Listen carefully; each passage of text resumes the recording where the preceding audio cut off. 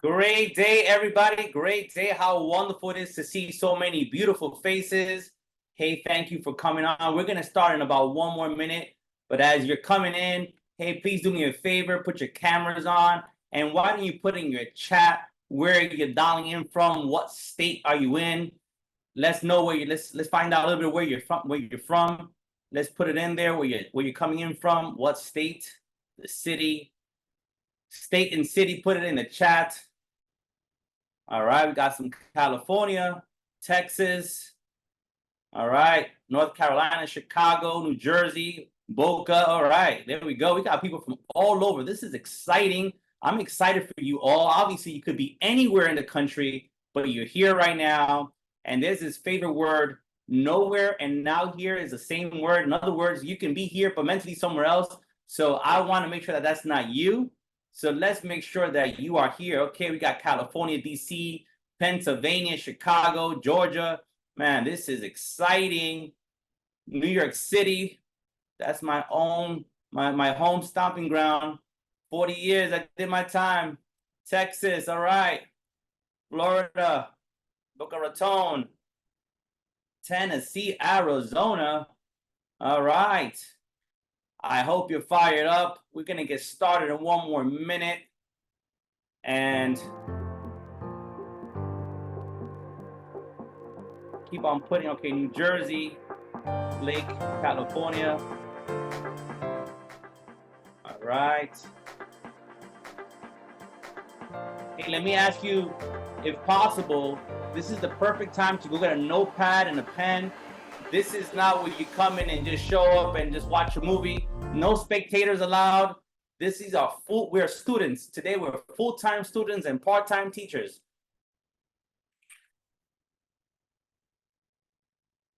All right. We got over 160 people dialing in. And we're about to kick off. All right, a little housekeeping. I always like to start a little housekeeping. So as we coming in, this is the perfect time to take a pee break. You don't want to take no breaks. We're gonna go 2 hours. We're gonna go right in, and we're gonna give you one thing for sure: all meat, no bones. We're gonna give you the best information that you can possibly have to make sure you have an impact in your life. Now, we definitely want to be able to ask you one specific question. How important is it for you to make a change in your life? How important is it for you? Gloria, how important is it for you? Doug, how important is it for you? Joanne, okay, we got very important. Okay, excellent. On a scale from 1 to 10, 10 being the highest, put in the chat, how important is it for you to have a change in your life? 10, 10, 10. Here's the hack. If nothing changes in your life, nothing changes in your life. So today, welcome to Living Life on Purpose. And you can live a whole lifetime and never know why the Creator created you. So I was a little skeptical when I found out that this was going to be a free event. And the reason why is because when people pay, they pay attention.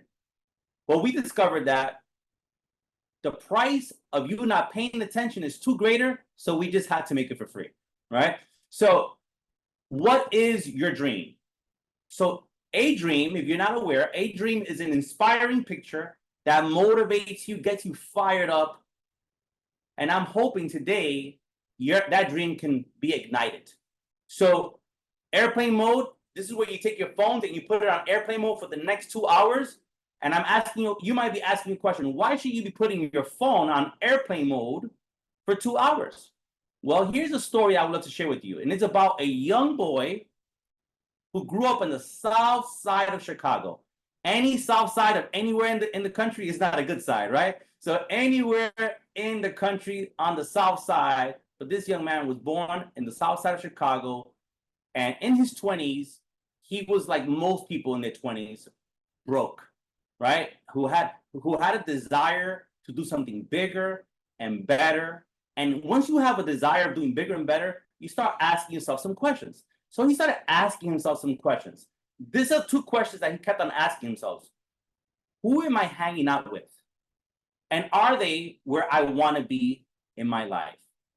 Then he realized that he had to make some changes in his life, and he made and started implementing two concepts. One, self-improvement. Second, self-development.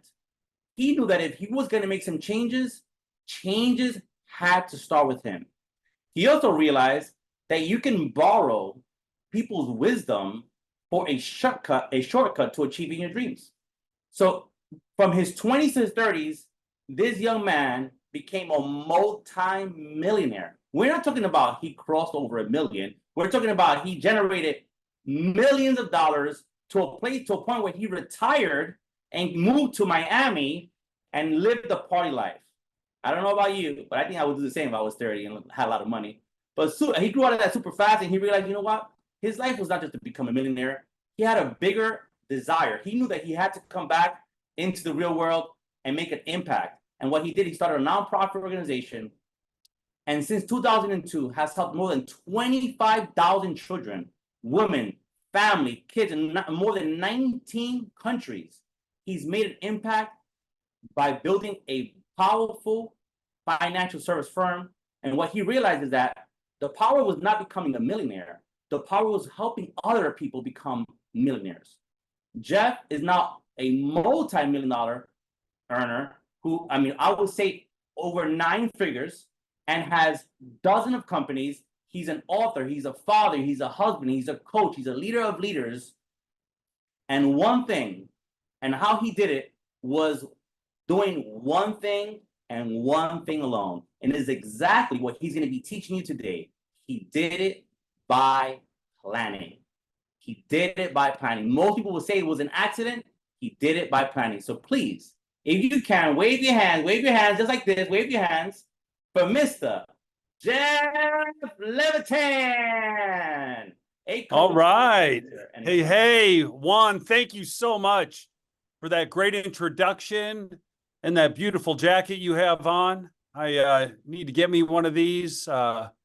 44 regular is my size if you want to ship one out to me. No, I know you have all your stuff custom made. So, hey, welcome everybody to this call today. I know you're probably in holiday mode a little bit. Many of you are probably at home enjoying your family, your kids. If you've got kids, or grandkids, they're off of school this week, and you're kind of weighing out whether you lay on the couch a little bit more this week or you start getting after next week and getting into 2024. I know I've struggled with that for many, many years, right about this time. And I've used this time for the better part of 30 years to goal set and plan my life.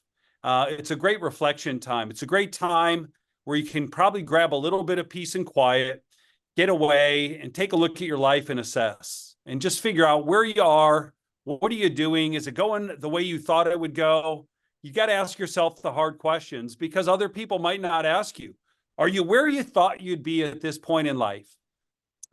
Is your life going the way you thought it would be? Are your relationships the way you thought they would be? Are you physically in the shape you thought you would be at this moment in time? Are you waiting for a new restart? Are you waiting for the first to come around so you can hit the reset button one more time and maybe get back after it? And I think I lived a very, very, very typical life all the way up to my early 20s when I ran into the concept of having mentors and having them guide me and direct me towards personal development and working on myself. And I was a willing candidate. I was young enough to be very pliable, and I wanted change in my life. And I realized if anything, as Juan said earlier, if anything's going to change, it's got to start with me. And so I started reading these books and absorbing at a very rapid rate all these things I had never heard before, and I was not skeptical. I didn't have barriers up because I wanted to grow. If you want change in your life, you've got to be open.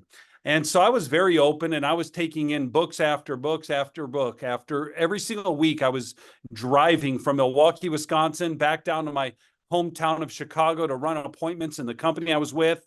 And it took a couple hours each way. And I listened to books on cassette tapes back then. Today you got Audible and things like that. But back then they did have cassette tapes. I'm a slow reader, but I'm a great listener. So I put in these tapes and I probably took in several books a week. And it was a great change for my life at that time. And not only was I taking in books, I was going to seminars. One of the early books I read talked about investing in yourself. They said the best, and I was in the investment business. So I was looking at stocks and bonds and mutual funds and insurance policies and real estate and all those types of things. So I thought, well, what's the best investment? I got to read books on getting wealthy if I want to be wealthy, and books on investing if I want to be a good investor. So I started reading these books, and every one of them referenced investing in yourself. They always said the best investment you could ever make is in yourself. It's in your wisdom. It's in your knowledge. Someone could take away all your property, but if you have your mindset and if you have your wisdom and if you have your experience and you are competent, then you could turn that around and get it all back again. And so I took that very seriously. And I went to a lot of seminars. A lot of them were on goal setting and planning your life. And all of them had one or two things that I thought were unique and special. And I grabbed them and I applied them to my life. And so what you're going to see today is my process that I used to go from being dead broke at age 24, maybe having a negative net worth. I think if you added up all my assets and subtracted out all my debts and liabilities, my net worth was probably minus 40 grand at that time. Unfortunately, some of you might be able to relate to that version of me right now more than the current version, but that's fine. Nothing's less important than your past. All that matters is what you do next. So I believe that when I ran into goal setting and started planning, within 5 years, I became a 7-figure earner. And I had other goals too. It wasn't just income. It wasn't just business. I had a vision and a dream for a big, happy, successful family. And I wanted to be physically healthy along the way. And I wanted to have great relationships. And I wanted my faith in order. And I wanted to be a giver and contribute back. And so all of these areas of my life I had to work on constantly. And it's nothing more than a process. And I'm going to share the process with you today. And it's my process that I use for myself. And I want to let you all know that this class is guaranteed to bring you success, or you get a full money back refund. And I'm joking because you didn't pay for this class. So the money you would get back, it'd be what you pay for it. But I do want to let you know that one thing I've discovered is that your time is worth way more than money. You can't get any more of that. You can get more money. You can get another car. You can get a bigger house. You cannot get more time. So I take your time under great consideration with a lot of respect. This course used to be an 8-hour workshop. We used to sit down and plan out our lives together for 8 straight hours of writing. And that was just the beginning, by the way. It was the tip of the iceberg. It kind of broke somebody into an idea of planning out their life. And it was never finished at 8 hours. It was begun after 8 hours. Today we got 2. We got 2 hours. I'm going to go through it at a very high level. I want to let you know this at the beginning, that the forms that I use to write my goals down and track myself, they'll all be made available to you by an email after this course is done. I know you might want them now and you'd be printing them off and trying to replace the ink in your printer and finding more paper and trying to get ready. I don't want you to do that. I want you to stay focused as much as you can with me here today. Write down on whatever scrap paper you have ideas that come to mind, and then do the work later. Do the work on your own, because if you're not willing to do the work when nobody's watching, you aren't going to be really doing the work that's necessary to make you have the life that you want to. It's got to be on your own. We could get excited together, but it's what you do when nobody's watching that can make or break your life. So I'm going to jump on in. I've got a PowerPoint I'm going to share with you today, and we're going to take you through my whole process. And I hope you get a lot out of it, everybody. I hope it improves your life. I hope that you get a couple aha moments. Some of you, if you're on this, we're up to about 350 people here on the call. Some of you have taken it before. If you have, put it in the chat. Let everyone know, hey, this is my second time. This is my 5th time. This is my 10th time. You'll see the process has not changed. But our lives hopefully have. If you are true to yourself and you're true to what you write down and what you follow, and I'm going to share with you some personal stuff on my goals, but they're mine. I want to let you know that my goals are mine and yours need to be yours. You could get inspiration for seeing what somebody else does or what somebody else has or what somebody else wants. But rest assured, you're going to seek fulfillment more than accomplishment. And your fulfillment is a very personal thing. It's going to come from what you want and what you need in your life. So I'm going to go ahead and share my screen here. Give me just a moment. Yep, I'm going to have to, there we go. Give me 1 second. And let me know if you can with a thumbs up, if you can see my screen. Can I get a thumbs up, everybody, if you got full screen here? All right. Living your life on purpose. Everybody roll up your sleeves, grab your piece of paper. Let's get ready to rock and roll. We're going to jump right into this thing. And we're going to start with one of my favorite quotes of all time. And it's from the great Albert Einstein, everybody. Arguably one of the wisest and smartest people to walk the face of the earth. And he said the most significant challenges that we face cannot be solved at the level of thinking that we were at when we created them. So raise your hand if you have challenges in your life. Raise both hands if you're struggling with a lot of challenges in your life. Maybe you've got a ton of things going on in your life that are challenges. I didn't say this. Albert Einstein said it. I'm just quoting him. But he said that you had a part in creating some of those challenges, that you had a hand in it. One way or the other, you got to take some responsibility for the challenges that you're facing. And so the change and the growth and the solution begins. It begins at acknowledging that you might have had a hand in your current situation. And then secondly, understanding that the greatest way to change it is to change the way you think and your perspective about it. It's way deeper than a quick little statement, but you got to take a look at all the problems in your life, and instead of blame, a lot of people, what do? They spend a lot of their life blaming other people. They complain, they blame, they criticize. It's everyone else's fault. But when you point a finger at anything, right? 3 of them are pointing back right at you. You do understand. So 3 times the blame probably comes back to the person doing the blaming. Now, look, maybe it's totally not your fault. Maybe a tornado wiped out your house. Boy, that's not your fault. Maybe you shouldn't have built in a tornado area, but I would tell you that some things might happen to you. And I would tell you this, that even if you didn't have all the responsibility for the challenges that you're facing, the growth opportunity comes in taking ownership instead of laying blame. Rarely in life will you see a victim mentality become successful. A person with a victim mentality rarely becomes successful, and successful people rarely have a victim mentality. And so who do you complain to? Who do you blame for the situation you're in? It doesn't serve you to blame anybody. That's the point. There's no benefit in it except perhaps to get a little bit of sympathy. So if you have goals, which this is a goal setting session, is to garner sympathy, is to have people pity you, well, then complaining and blaming may be a way to do it. If your goal is to end up ultimately happy and successful, then you got to stop blaming anybody for anything ever again.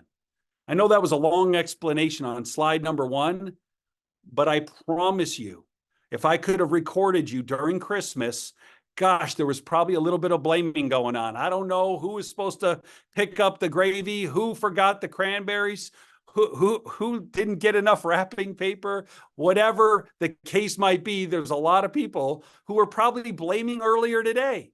They're probably criticizing right before you got on this call. When you get off the call, you might say, well, boy, oh boy, whoever invited me on wasted my time, and you're going to blame them for something. Look, if you find yourself blaming, complaining, or criticizing, you're heading down a path that does not end up with success. So there's your first your first aha moment, or maybe some awareness from today's message. I'm going to give you some great quotes because I think some of the wisest people in the world and the great poets of the world have mentioned and referenced goal setting, and I think it's great. The retailer J.C. Penney said long-range goals keep you from being frustrated by short-term failures. In the absence of clearly defined goals, we become strangely loyal to performing daily acts of trivia. What are daily acts of trivia? Well, many of you have been busy. You've had a very busy day. And I've had a lot of people like this around me and in my life. I got a big life with a lot of people involved. And there's many people who say, Jeff, I'm working so hard. I'm putting in so much effort and I'm putting in so much time. And my question always is the time and the effort focused on getting you somewhere? Or is it what they said here in this quote, a daily act of trivia? Are you don't have any big goals or ideas of what to do or where to go or how to get to the next level. So in the meantime, you're doing busy work. You're doing work that you could pay someone else to do, that someone else could do, that maybe perhaps doesn't need to be done right away. There are probably a whole bunch of priorities which change your life, that'll grow your life, that'll make you more successful, happier, fulfilled, that you're putting off doing busy work because you don't have it clearly in your mind what else you should be doing with that time because you don't have enough goals. Success is the progressive realization of predetermined, worthwhile goals. Paul Meyer. If you're bored with life, some people are bored. Have you ever had your kids tell you they're bored? I've got a bunch of kids. My wife and I have 6 kids at home. And believe it or not, these last 2 weeks on vacation with everything that we've got have said, I'm bored. I'm bored. I really want something to do. If you're bored with life, you don't get up every morning with a burning desire to do things. You don't have enough goals. Simple as that. You just don't have enough goals. He who every morning plans the transactions of the day and follows that plan carries a thread that'll guide him through a labyrinth of even the most busy lives. Victor Hugo. Got some more quotes here. Bear with me. We're going to get into the meat and potatoes here soon. Goals are dreams with deadlines. So, hey, I wish I had a better job. I wish I made more money. I wish I had better friends. I wish I was healthier. I wish. You need a deadline. Without by the way, I believe in wishing. I think it's the origin of many great things. Dreaming and wishing are great things. Put a timeline on it. Just put a deadline on it, and all of a sudden it becomes a goal. Let's see. Without goals and plans to reach them, you're like a ship that sailed with no destination. So imagine you want to take your family on a vacation and you just pack up. Where are we going? Should we bring warm clothes or shorts and t-shirts? Well, I don't know where we're going. Should we fill up the tank? Are we going far? Are we going down the street? I don't know. Is there availability in the Airbnbs and all? I don't know. How ridiculous would it be to pack up the family and go on a vacation and have no idea where you're going or where you want to go? The secret to productive goal setting is in establishing clearly defined goals, writing them down, focusing on them several times a day with words, pictures, and emotions as if we've already achieved them. Dennis Waitley. Takes as much energy to wish as it does to plan. So while you're doing all the wishing, you might grab a pen and paper and start writing. It takes the same energy. Obstacles are those frightful things you see when you take your eyes off your goals. Have you seen people or had people in your life, for every dream and every goal you have, they have the reason it's not going to happen? They're really quick with the reason it's not going to happen, with the obstacle, with the challenge that lies ahead. Look, there's obstacles and opportunities everywhere in our life. Every direction you look, every stage of our life, right alongside each other. There's risk and return. There's opportunity and obstacles. What do you choose to focus on? There are people that constantly focus on the obstacles, constantly focus on the problems, and guess what you manifest? Whatever you think about the most, whatever you focus on the most, that's what you grow in your life. You know, some people, they sit around this time of year and they go, man, how am I ever going to get out of debt? I owe this, I owe this, I owe this, I owe this. And they worry about it and they think about it and they concentrate on it. The more you focus on the problem, the more you grow it. You've heard this before, but we're supposed to spend less than 10% on our problem of our time and energy and focus, and 90% on the solution. You have to quickly identify the problem and start working on the solution. My philosophy of life, Ronald Reagan quote, is that if we make up our mind what we want to make of our lives or what we're going to make of our lives, and then just work hard towards that goal, we never lose. Somehow we win out. The big challenge is what then? Many people never make up their mind what they want to make of their lives. That's the billion-dollar question, the million-dollar question. What do you want to be remembered for? What do you want your life to add up to? What's it supposed to look like? Can you stop long enough and get a dream and a vision of your life? I've read a book once on visualization. They say if you could visualize with extreme detail what it is you want, your chances of getting it go up by some 50+% immediately just by being able to visualize it. So not having a vision of your life, of your future, of your goals, may be the very thing that holds you back. And then the one you don't like, the D word. Most people hate the D word, everybody. Discipline is the bridge between goals and accomplishment.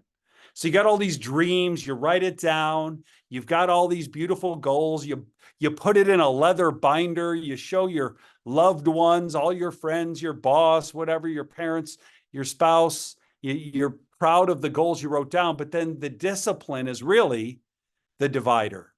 The discipline, either you have it, you don't, you practice it, you don't, you get back on the horse or you stay down. It's up to you, but a lot of people fail when it comes to the discipline necessary to achieve what it is they want. They've got the ability, but they don't have the discipline. So that's one of the biggest ones. So back when we started this class, I had a great assistant. His name was Chuck, a good friend of mine. And I had this library, this bookshelf full of books on success and wealth and accomplishment. And I said, hey, I need to prove my point. I'm going to pay you for the next however long it takes. I want you to go in the bookshelf there and just grab out random books from my bookshelf and find where it references goals and goal setting. And so he went in there and he spent a week and he went through all these books, Michael Jordan's book, Driven from Within, Sam Walton's book, all these biographies and autobiographies. John Maxwell, one of my favorite leadership authors, his book on the 21 Irrefutable Laws of Leadership, pages 34 to 42. And I don't know if it's soft cover or hard cover, whatever, but it's in all the books. The Millionaire Mind, Rich Dad, Poor Dad, Magic of Thinking Big, The Millionaire Secret, Think and Grow Rich, page 36, Lincoln on Leadership, 177 Mental Toughness Secrets of the World Class, my friend Steve Siebold. Look, it's in every book. Rick Warren's The Purpose-Driven Life. So all these books and every other book, and every time I download an Audible and listen to it, almost everything has a reference or an entire chapter. And then, of course, there are entire books and courses on goal setting, but it all references goal setting. It's that powerful, everybody. So I don't think I need to make a case. If you're not goal setting, if you're not planning out your life, you're not accomplishing nearly as much as you could have. And it's not just, we'll talk about a lot of measures in life. I'm not talking money. A lot of people think, well, when I'm talking goal setting, it's just about the money. I promise you right now, that's not what we're talking about. It's every area of your life. If you don't have goals for your relationships, hey, sometimes they're going good, sometimes they're not. If you don't have goals for your faith, sometimes you're on it, sometimes you're off it. Your giving game, how much you give, how much you do for others. You know, if you have goals for it, how much you're going to give, you're coming into this year. How much you're going to give this next year? Do you know how much you're going to give? Or are you just, well, if I have any extra, I'm going to give it. Or are you just for sure, I want to make this much so I could give this much, whatever the case might be. So I would just tell all of you on the call right off the bat that if you're not a goal setter, you could see from all those books and all those quotes, you're probably not having the life that you're supposed to have and that you could be having. You, the way you are, who you are, you don't have to change who you are. You just need to get a little more focus and where you put your precious time. So look, here's the mindset around this also. And this is why it's not just about wealth. Have you ever seen unhappy, wealthy people? Have you ever met somebody? They're rich, but they're miserable. They make Christmas movies about Scrooge, right?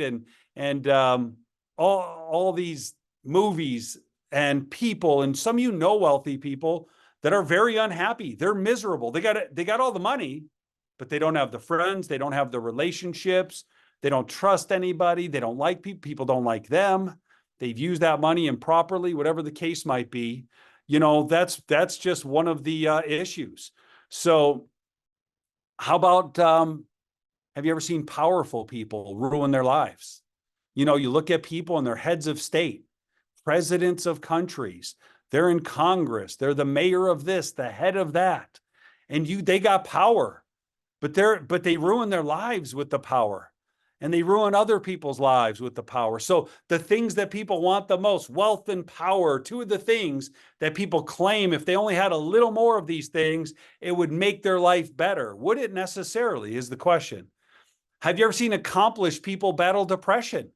Man, they're at the top of their game. Well, Robin Williams, one of the best comedians of all time, battled depression. I can't go into it, all of them, but you see them. Athletes at the top of their game, famous actors and authors and people all over in the world. They're battling depression.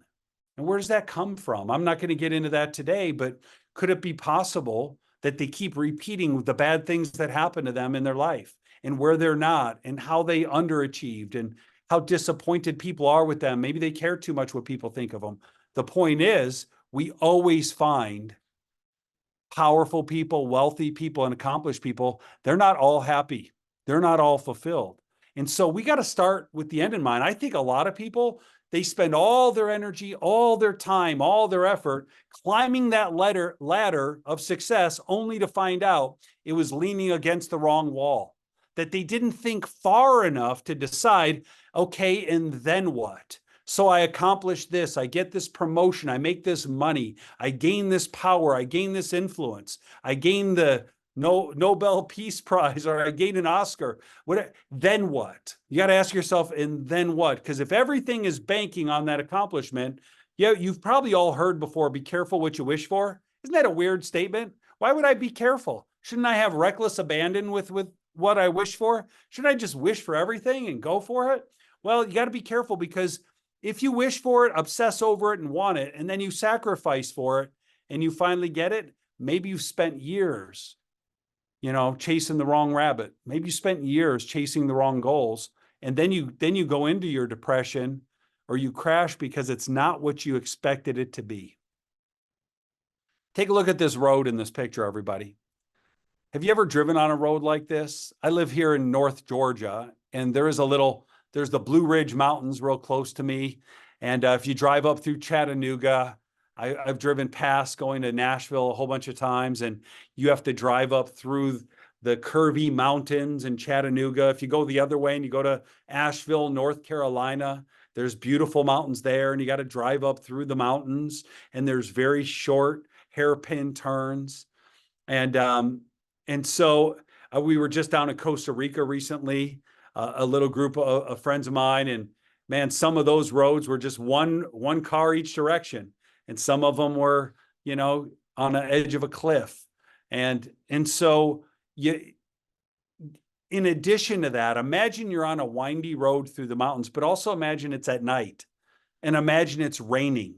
Have you ever driven at night in the rain on a windy road through the mountains? It's scary. And a lot of people have a version of that. They're driving up north through a whiteout, maybe it's a blizzard, or they're down south in a hurricane, and you're driving and you literally have to stop your car and put your hazards on the highway because you just can't see ahead of you.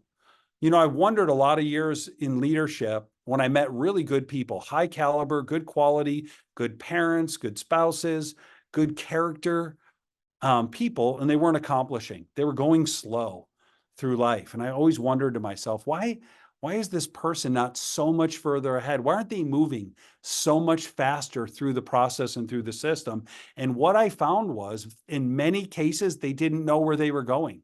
They didn't have powerful enough goals. They didn't have a clear-cut vision of where they wanted to end up. So they went slower. They automatically slow down.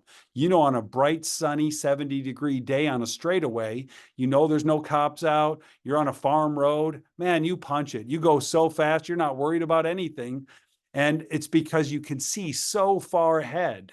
And so I believe in our lives, the further you can see ahead, the faster you go. The more you get done, the more you can accomplish.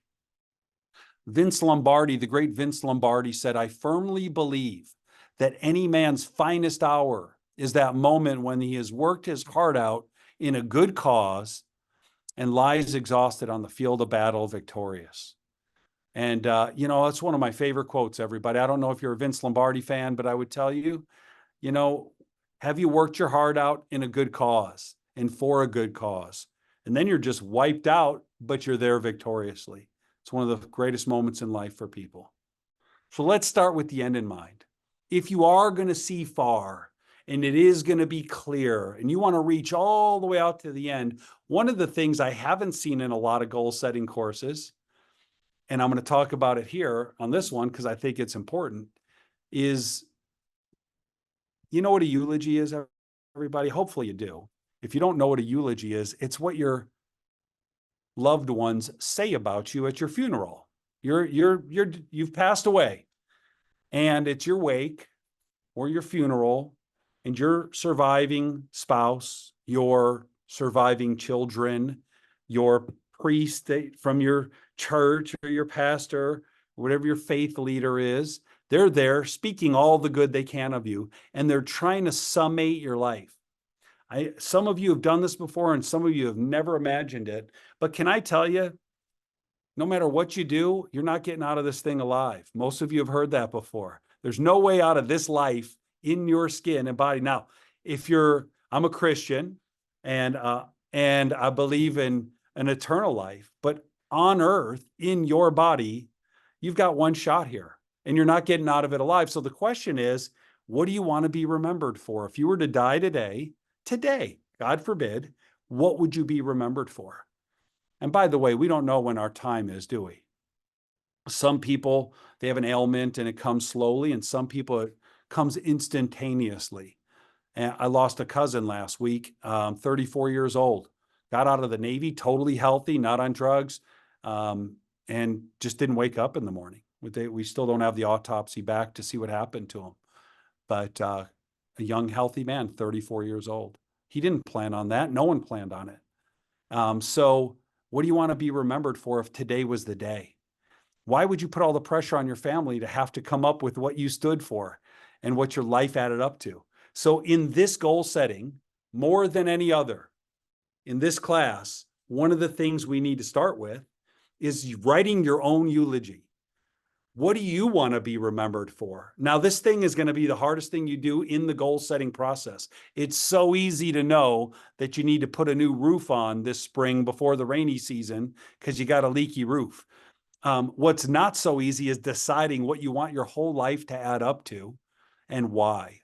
I went through probably 50 renditions. I wrote all these things down for my eulogy. And you know what? Most of them, the first 10, 20 versions, were so that I could look good for people that would read my eulogy if I had passed away. Like they'd go on into my safe and pull out my will and my trust, and they pull out my eulogy and read it. And they go, "Oh, wow, what a great guy." My mom would be happy. My pastor of my church would be so impressed and proud. And I had to crush those and crumble them up and throw them away, because your life is not about impressing someone else. It's about figuring out yourself. The whole goal is figuring out, what do you want to be remembered for? And so I wrote a eulogy, and then you narrow it down. Your eulogy could be 10 pages. It could be a small book. But for respect of this class today, I got it narrowed down to a few sentences, and I'm going to share it with you. But and it's your goal. Obviously, you're not there yet. Some of these things could be pie in the sky. Some of these things could seem out of reach. Some of these things are just still wishes for you. They're dreams for you. But if you don't get them on paper and you don't start putting this together, well, then you're never going to have the full direction. And you got to think past. You have to use, and then what? Well, I want to be rich. And then what? I want to be remembered for this. And then what? And why? So Jeff Levitan, I'm saying this in third person because it's my eulogy. Jeff Levitan was a vessel for God to use to do his work on earth. Jeff inspired millions of people through his books, his life example, and his method of living life on purpose. The creation of All for One and Better are generationally improving millions of lives. Jeff unconditionally loved people. He lived his life to the fullest, loved, laughed, and pursued everything his heart desired through his multi-billion-dollar estate and his incredibly driven and focused family and followers. His legacy will continue. So a few items in here. I want to inspire people. So I've decided my purpose and maybe my gift is to inspire people. How? Well, I'm going to inspire them through some of my books, my example, just the way I live my life, and my method of living life on purpose. This goal setting class, by the way, you're probably you might be in the tens of thousands of people who have taken this class over the last, I did my first class back when I was 30, so 23 years ago, and I've done it every year. So thousands and thousands and tens of thousands of people have taken this course. The creation of All for One and Better are probably going to be my legacy. They're going to be two of the things that I create and build that I'll be remembered for, hopefully long after I'm gone. I unconditionally love people. Well, I struggle with that one.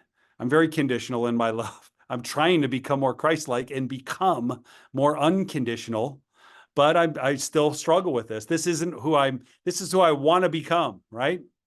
I live my life to the fullest. I got to get after that. Love, laugh, pursued everything my heart desired. Multi-billion-dollar estate. I'm not there yet. Do I think I could get there? Absolutely. Am I working on it? Absolutely. Do I have a plan? I'll share it with you in a minute. But I think it's going to be my driven and focused family and some of my followers, just people that subscribe to the stuff I'm up to. I believe they will carry on a lot of my messaging, a lot of my ideas and the things I create, and will become part of my living legacy and my legacy after I'm gone. My children are going to be my living legacy. The people that follow me, read my books, take my classes, they'll be part of the legacy that lives on. So what are you creating right now that could outlive you? Are you thinking about anything that could outlive you? What about just sitting in front of a phone and recording a message to your future grandkids or your future great-grandkids, you know? How many of you never met your great-great-grandparents? You know, most people never have. Some may have met their great-grandparents once, and then it's just we're in this era where you maybe later on in life long for an understanding of who they were and what they were like and maybe what traits you took on. So if there's anything you could do to create some ideas and write down some things you want, this is starting with the end in mind. This is so important because it fast forwards all the way to the end of your life. And then just on the side with this big grand statement of who you want to become and what you want to do, don't forget the things you like. Sometimes you got to sit down, and I'm going to go macro and then micro. Macro is I want to leave a legacy. Micro is I like world travel. I like history. I like timepieces. I like outdoors. I like things, you know. So don't forget to put down the things you like, because often while you're pursuing your grand legacy, you have to rescind back to just doing something you like once in a while to reward yourself and keep your attitude and enthusiasm up towards your bigger, grander goals that you want to achieve. Part of that goal you saw is All for One. Back when I was 30 years old and I was in retirement, I retired early, everybody. I tried it at 30. If you ever saw the movie Rudy, you know, he grew up kind of in the lifestyle that I grew up, blue collar kid. He was in Northwest Indiana. The dream was to go to Notre Dame and play football. And his parents and his teachers all tried to talk him out of it and tell him, hey, Rudigers don't do that. They climb to middle management in the factory and retire there. And that's it. Well, so I subscribed to that. Once you have enough money, you don't need to work anymore, right? And so I did. I tried to retire at the age of 30. And it didn't last. It didn't stick. It was not who I was. I needed a break. I needed a vacation, but I certainly didn't need to retire. So while I was in my short, brief 3 to 6 months of retirement, I realized what was missing and why I wasn't happy. I was very self-aware. I was not happy because I was missing contribution. I went from being in the financial industry, helping middle America with financial literacy, learning about money, and I was helping young entrepreneurs get their crap straight so they can go win in life and be their own boss and leave their jobs maybe if they wanted to and take on full control over their own lives. And so I was contributing to young entrepreneurs and families and individuals with their finances. And then I went to nothing. I went to very selfish, all about me. I'm retired now. I paid the price. I did the work and I wasn't happy. And I said, well, if I'm going to come back though, the first time I did it for 5 years, it was for the money. I was broke. I wanted to see what it would be like to have money. And now I got it. And it didn't totally do what I thought it would. There's a law of diminishing returns. Of course you want more, but is your next house going to bring you as much joy as your first one, or your next sports car, or your next Rolex, or your next fancy purse, or whatever it is you got? Is there a law of diminishing returns when it comes to money? And I would argue that yes, there is. What most people miss out on is this little spot in their heart called contribution. There's the 6 human needs. You've probably heard it from Tony Robbins. People need certainty and uncertainty, but they also need contribution. They need to feel like they're contributing. And so I said, if I'm going to come back, it can't be for the money. I won all the trophies. I got all the awards. I got paid a bunch of money. There has to be something more meaningful, a give back program. And I thought, well, where could I give back and make the biggest difference in the world? And I thought, well, who needs it the worst? Who's the worst off on the planet? And I thought, orphans in third world countries. These are probably the worst off people in the world because a lot of times there's 155 million of them, by the way, today. In today's day and age, there's 155 million orphans. And I do not believe in all these entitled kids everywhere. I've got a few of them living at my house. But I would tell you this, I do believe kids deserve someone to protect them. I believe little children deserve someone to make sure they are fed and that they can get health care if they need it, and an education. So I started a charity to do just that called All for One. Started in 2000. It's 23 years old. And the mission is to change the lives of children around the world and improve their condition and situation. We have helped over 25,000 kids so far, but we're just getting started. And although this class is free today, I will make one request one time, and it's right now.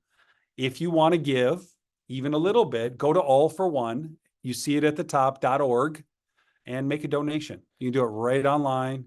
I used to have people donate as an entry into this course, and I didn't have you do it as a condition, trying to get more unconditional with my love and my entrance into my classes.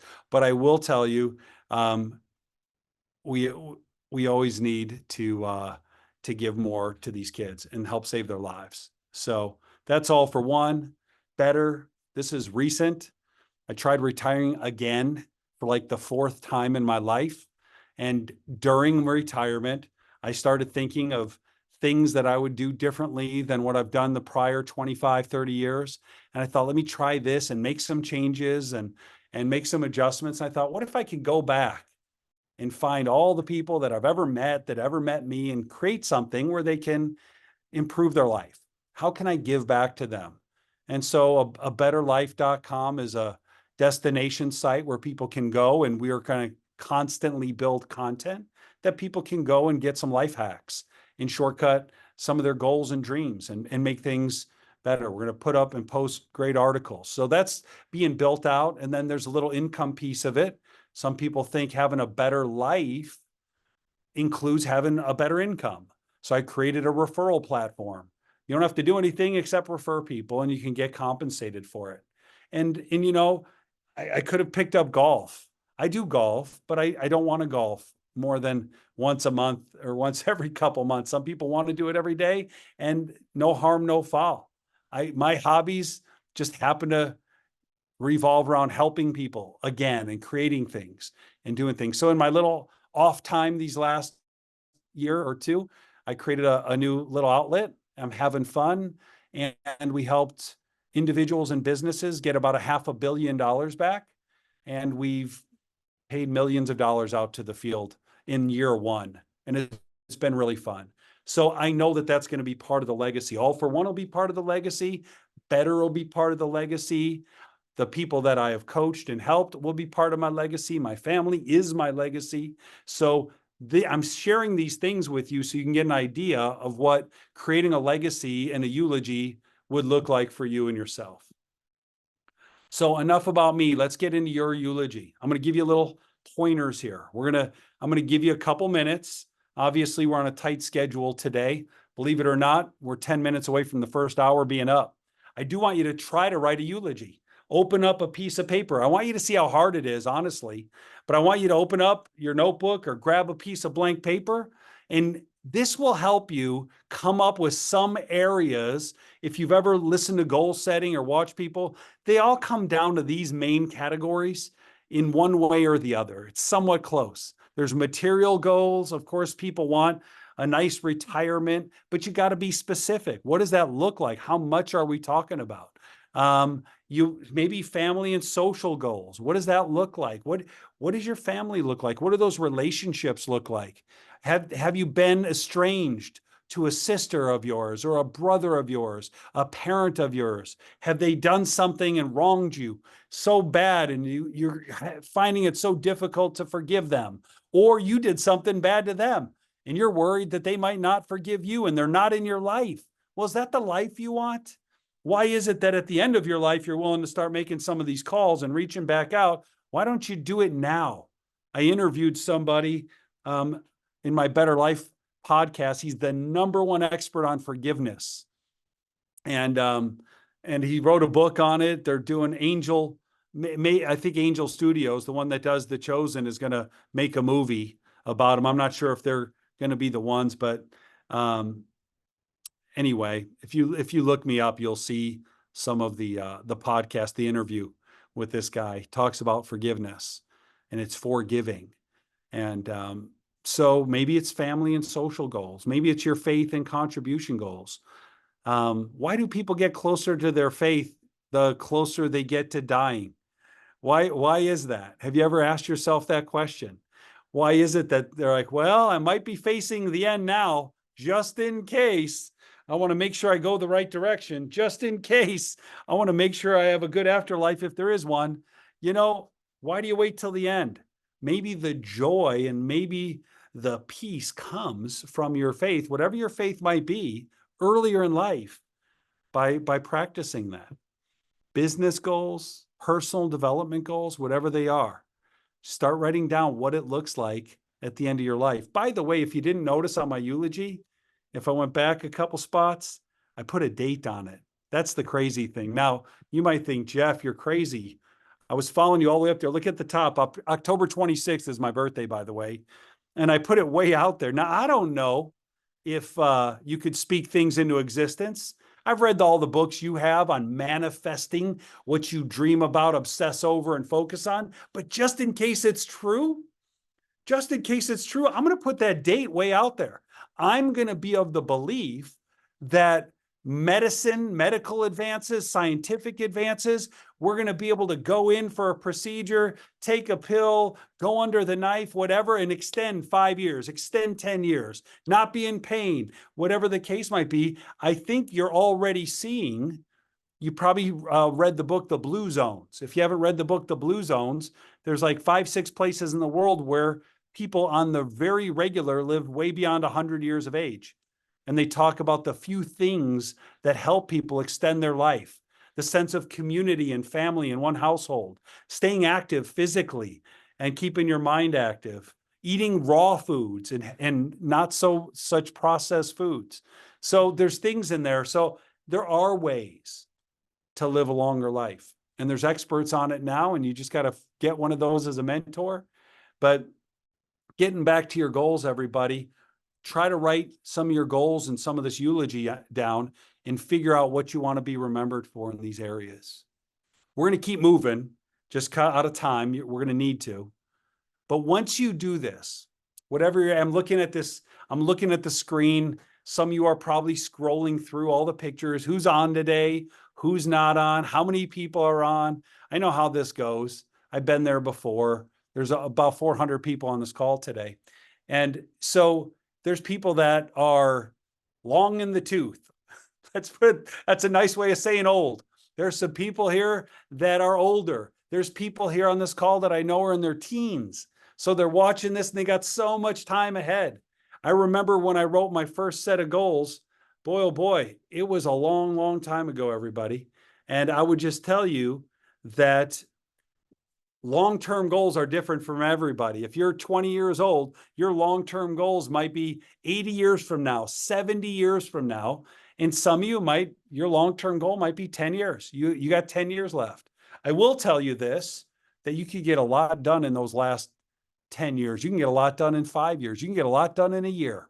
But if you don't have a plan and you don't have goals, you may squander some of that precious time. No one argues at the end of their life how precious their time is.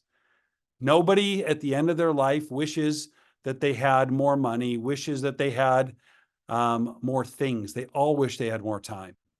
And so just keep that in mind as you're doing your goals. You're going to get these forms, by the way. So when it comes to these goal setting, this is my first. Dennis Waitley said the reason most people never reach their goals, and I think this is important, is that they don't define them or ever seriously consider them as believable or achievable. That's pie in the sky for them. Who am I to be successful? Who am I to be this? Who am I to be that? And by the way, I believe in humility. I love humility. I love people that are humble, but it doesn't mean you're weak. There's a difference between being kind and being weak. And you could be kind and humble and still want to achieve a whole bunch with your life. Winners can tell you where they're going, what they plan to do along the way, and more importantly, who will be sharing the adventure with them. That's a Dennis Waitley quote. I love the quote quite a bit. So, all right. Let's talk about goal setting. See, long-term, we're going to talk long-term, could be 50 years for some people, but it's definitely 10 years plus. Midterm, 5 to 10, short-term, 0 to 5, just to keep this in mind. What we do is we set the big goal where we want to end up. Why do we do that? So if we're off course a whole bunch of the time, like the space shuttle that landed on the moon or any of these things that land on Mars, you know, they all say they're off course 99% of the time. It's just constant course correction, and then they land softly. Think about the airplanes. If you've taken a flight recently, you probably jumped on a plane and you flew 2 hours, 3, 4 hours, and you took off, and man, that plane maybe hit some turbulence. Maybe the winds threw it a little off course, but then it gently landed safely at your destination. That's the goal. It could be, you could be a little off course, but you want to know what that destination is. And so the relationship between your long and short-term goals, instead of planning from here forward like most people do, you go all the way to the end, decide where you want to end up, break the time in half. Where do you have to be on track? Then break it in half again, half again, half again, half again, all the way till you're to tomorrow. And then now your short-term goals are linked to something bigger than your immediate desire and want. Why is that important? Well, most people don't achieve their goals because it gets tough along the way. They decide they want this, and then halfway through, it takes a lot of sacrifice, a lot of commitment. Maybe things aren't going the way they wanted them to, and they give up because it's not tied to their entire being. It's not tied to their entire legacy. It's not tied to what they want to be remembered for the rest of their life. I run into old friends of mine all the time that took these goal setting classes, and I see them and I love it. I'm smiling, as you could see, but they're like, Jeff, you still after those goals? You still trying to build that castle? You still trying to go become a billionaire, or you're going out there to do this or that? And I said, absolutely. Why would I change it? I was in a great state of mind. By the way, never make a decision when you're down, because that's your fear making a decision. Never write goals or make plans when you're miserable, upset, angry, disappointed. Never write down a goal. Never make a big decision when you're down. That is your fear making that decision for you. You don't want to make desperate decisions. They're not going to be good ones. You want to make decisions when you're in a great state of mind, when you're comfortable, when you're happy, when you're feeling good. That's when you start putting these goals down. This was my first set of goals. Just so happens I'm I don't know what you call them, a hoarder or something. I don't throw anything away. I've got stuff, I've got files, everything I've done, every interaction I've ever had. I printed it and I got it in a file somewhere. These are my goals I made in 1996. I had gotten in the financial industry the year before. I had my letterhead and I typed these goals up and gave them to my mentor. I couldn't think. By then, I didn't take any big classes on goal setting. I did not write my eulogy. I didn't have my goals for when I was 50 and 60 and 70. But what I did is I did have a 1-year goal. And I did it before the end of the year, about this time of year. And I decided, where do I want to be January in 1997 when I was sitting there doing the goals in 96. So I had all these promotions I wanted to make. I wanted to build a certain size business. My financial business had a recruiting element to it. How many agents did I want to bring on board and train? How much production were we going to do? What was my little office called a base shop going to do? Put all that stuff down. Then I said, where do I have to be in 6 months to be on track to hit that year goal? Now, some people go like this. Some of you are rocket ships. When you decide you're going to do something, you go bananas. You go hit that gym hard. You do a CrossFit and all these other things at the same time. And some of you are steady eddies. You're more of a 60-40. You never do a year and have your goals broken down 50-50. Half in the second half, half in the first half. Because you're not factoring in growth. If you're going to factor in growth, if you're a steady eddy, you might be 60-40. 60% of your goal is in the second half of the year. 40% is in the first. If you're more of a rocket ship, you might be 70% second half of the year, 30% getting ramped up, ready to go. Then you break the 6 months into 3 months, and then you break your 3 months. In this case, I broke it down into a week, and it came down to something very simple. I was young, single, and broke. And remember, if you look at these things, I had these goals of making $20,000 a month at that time. And it came all the way down to inviting 1 or 2 people a week to my seminar, and my office inviting 15 people a week. And then I figured out we would write about 5,000 production and sales and do 4 sales at one sale every couple of days, 10 appointments a week, how many calls a week. And then I rated it and graded myself on how I did at the end of the year. And I gave the copy of how I turned out. And by the way, probably 70%, 75% of it got done. But I read this thing every single day. And this goes back, some of you weren't born when I wrote these. I'm looking at Jetty Zedro right there. He wasn't, I don't think he was born in 96 yet, maybe, I don't know. But look, he wasn't. So I'm here working on my financial future. And some people on this call weren't even born yet. But this is the manifestation of years and years of doing this process. Let me go a little further. So here's some key points for setting your long-term goals. Just take some of these ideas down. Maybe part of your legacy is going to be writing a book or doing, like nowadays, a lot of people that aren't writers are recording things. They're doing podcasts, or they're expressing themselves in many, many different ways besides maybe just writing a book.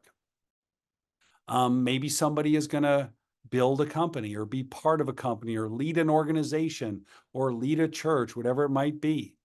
Personal development, certainly long-term from now, you want to still be mobile. You want to still be moving. You want to still keep your mind sharp and your body sharp. You want to be mentoring. You want to go from being the mentee to mentoring people at some point in your life also. Family and social. What's it going to look like when you're a grandparent or a great-grandparent? You're just going to pick up when you get there and figure out what it's going to be like? Or would you rather do it now? Would you rather figure out what that looks like now and live into it? Create these expectations and traditions for your family. You know, what traditions do you have right now? Are you a family of traditions? Are you living someone else's traditions? Are you building your own traditions? Contribution and faith. What's that going to look like long-term in your life? Material goals, man, it's so easy. I mean, you could decide how much you want to have, how much you want to make, how much you want to have saved, where you want to have traveled, the old proverbial bucket list. It's not a bad idea. The more you write down, the better. There is no wrong answer, everybody. You'll look at it again and again and decide if that's what you want to do. But maybe you want to do and accomplish something. There's be, do, have. Who do you want to be? What do you want to do? And what do you want to have? You figure those things out. The sooner you figure these out and write them down, the better opportunity you have to achieve them. I've got some long-term goals. These are my goals by age 90. Look, I'm going to be there. I'm going to live a long life. And so I've got social and family goals. Spend all day loving my family, pouring unconditional love and wisdom into everyone I meet. I'll be the guy who has a good word to say to everybody, a good little something, good little pointer. I want to leave a legacy.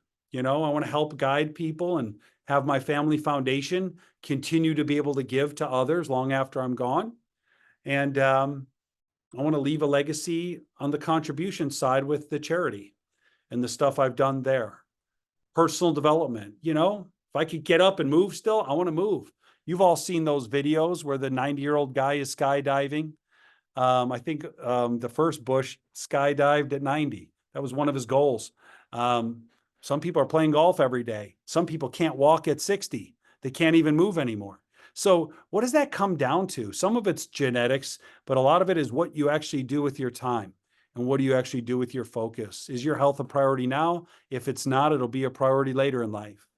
I want to master the art of inspiring other people. I think it's an art. To talk with somebody and build them up is an art. To talk to somebody and bring them down is very commonplace. So can you build up people around you? What are your material goals? What's your net worth going to be? Your net worth isn't your self-worth, but do you want to leave something? You can leave somebody something in cash. You could leave it in insurance. You could leave it in property. There's a lot of different ways to leave a legacy. But if you look at a lot of my long-term goals, it's leaving a legacy. That just word sticks with me. If you look at the bottom, there's hours. We're going to talk about the sacrifice or the commitment you have to make in order to achieve these things.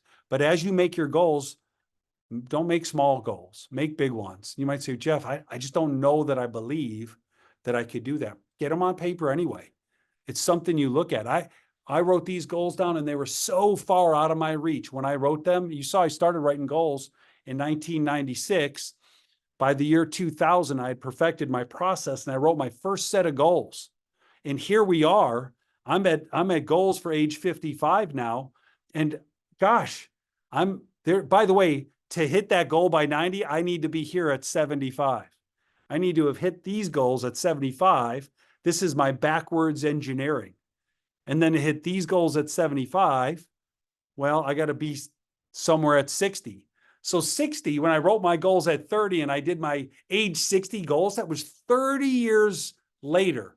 Like, what am I going to be and what am I going to be doing at age 60? I'm 30 right now. Is it even worth writing these goals down? And do you know till this day, all of my achievements, I don't think I work. I do work hard, but you know why I work harder than a lot of people? Because I have goals. I've got something to do when I wake up. I don't always wake up to my alarm clock. I usually don't. I usually wake up and then I look at what time is it? It's still dark out. Why? My goals wake me up. My dreams wake me up. All the things I have going on in my life wake me up. If you celebrated Christmas, let me ask you, did you have to wake your kids up or did they wake you up on Christmas morning? Juan, did you have to go wake your kids up? Get out of bed. No. Did anybody have to wake their kids up, their little kids, if you have little ones, for Christmas morning? No. But why do you have to wake them up for school? Why? Get out of bed, get ready, brush your teeth, eat breakfast. You got school. Why? Do they, as a human being, change? No, they have something very exciting to look forward to, and they pop out of bed without an alarm on Christmas morning, and they don't want to get out of bed when it's a school day usually. What does that mean? Are there adults that are that way? If you're an adult and you cannot wait to get into bed at night, and it's hard to get out of bed in the morning, you don't have enough goals. You just don't have enough goals. Your dreams aren't big enough. You're living scared. You might be on the verge of depression. And all I got to say is make some goals. Start deciding. You can make big grand ones of what you're going to do at age 80, or you can just write down what you want next. Start writing down what you want, not what you don't want. Maybe you're focusing way too much attention on what you don't want. So, shorter term goals, midterm goal setting. Look, here's some ideas. By the way, these categories, what you'll see is I move them based upon my priorities. When I was young and single, not married, no kids, my material goals were number one. Someone taught me a long time ago, if you get your financial house in order, if you understand the law of compound interest, the rule of 72, if you could get your pile started young enough, it will go and do all the hard work for you if invested properly the rest of your life. It'll take care of you. So if you're going to prioritize something young and early in life, and this is the greatest mistake I see young people make, is they're out trying to have as much fun as they can in their 20s, and then they have to pay the price in their 50s and 60s. But if they could have just put their nose to the grindstone, figured out ways to make and save a bunch of money in their 20s, they can put that money to work for them and enjoy the riches of it, enjoy the choices of it, enjoy the freedoms of it the whole rest of their life, from age 30 like me, all the way till, let's say I live to 120, right? That's 80, 90 years of enjoying financial security because I sacrificed, not ever, but in the right time frame early in life. And I see the young people not getting serious yet. I would tell you, if I could make a recommendation to anybody on this call under 30, man, make your money now and get it working for you so you don't have to work for it the rest of your life. So my material goals were so important: my net worth, amount in savings, cars, things that I wanted. Look, those are the type of things. One form of wealth is having staff. It's having people helping you with life. You know, it would be silly to have a bunch of money and still be doing all the things that you don't like doing that you could easily pay someone else to do. Once you figure out what your personal self-worth is, you start taking a lot more caution of where you spend your time. If it's not personally fulfilling, personally enjoyable, and contributing to the lives of others, maybe you shouldn't be doing it. Maybe you should be paying someone else to do it and focusing on your God-given abilities and the things you're special with and in. In your business goals, look, I used to be in financial services. I still am, I guess, financial services, but some of you on this call might be in real estate.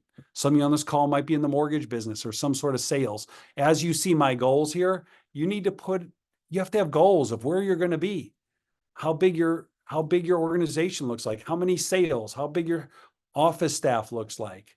What's your payroll going to look like? Maybe you're going to have a growing payroll because you have a growing income.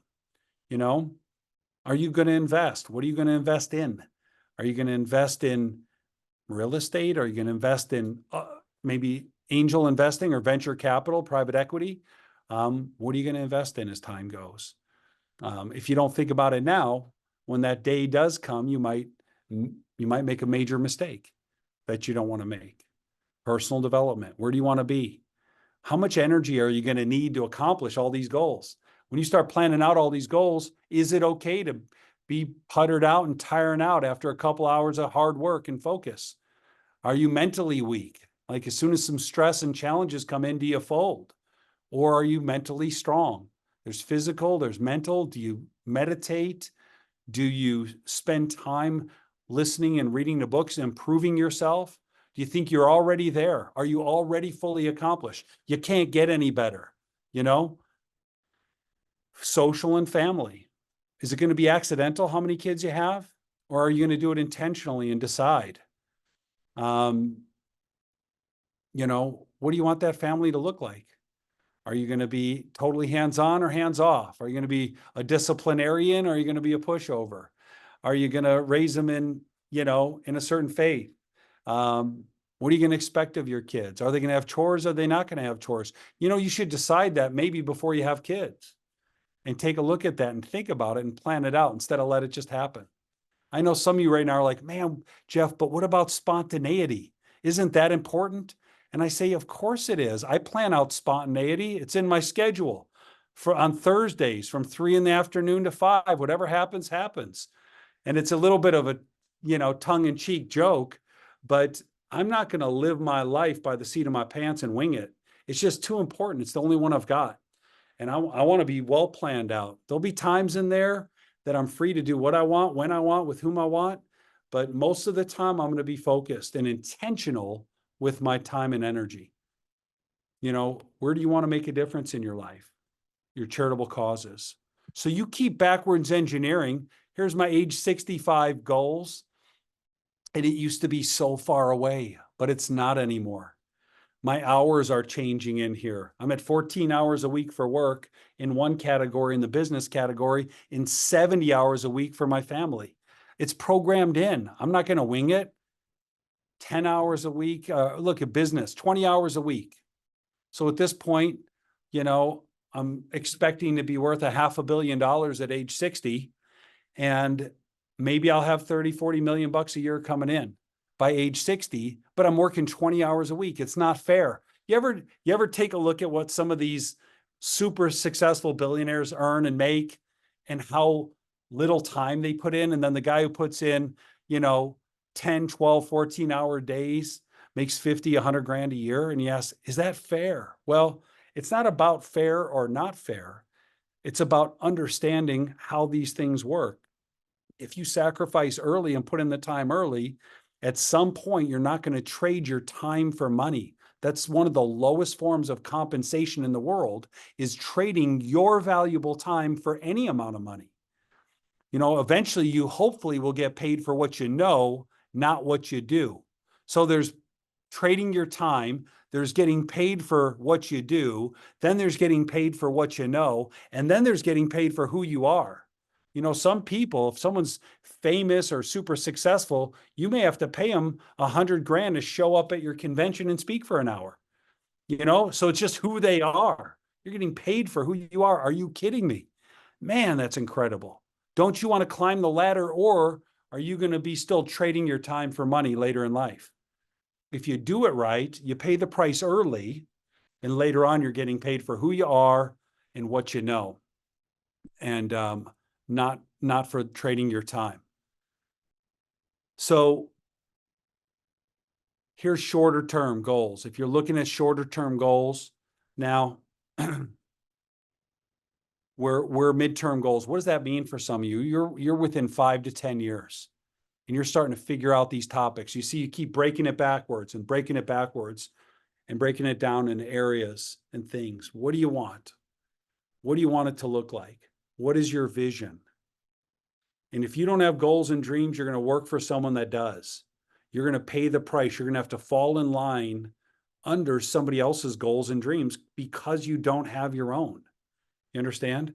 And so I want you all to have big dreams, and I want you to have big goals, and I want you to pursue them. How often? All the time, every day, every month, every week, every year, the rest of your life. And it's not a paying a price. It should get to be pretty easy. You should get to do a tune-up as you go further and further, and your tune-up should take care of your life and your business. Short-term goals, man, it's time to get into the nitty-gritty. If you're within 5 years, there's no playing around. You understand?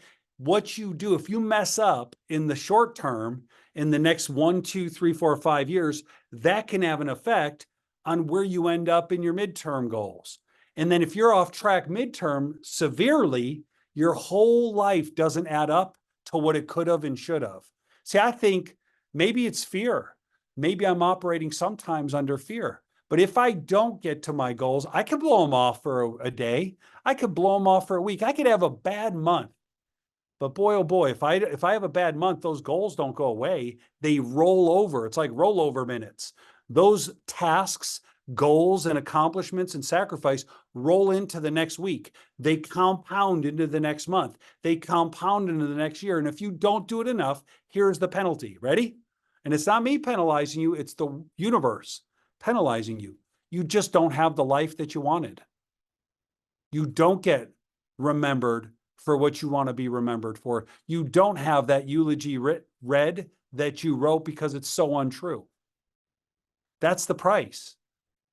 And on the big goals, you understand it, but it breaks all the way down to the little goals. It's the things you do when no one's looking on a daily basis that adds up to a great accomplished life. And so that's why it is important for measures and balances the whole way. These are my short-term goals. Age 50, I can't believe age 55 is a short-term goal.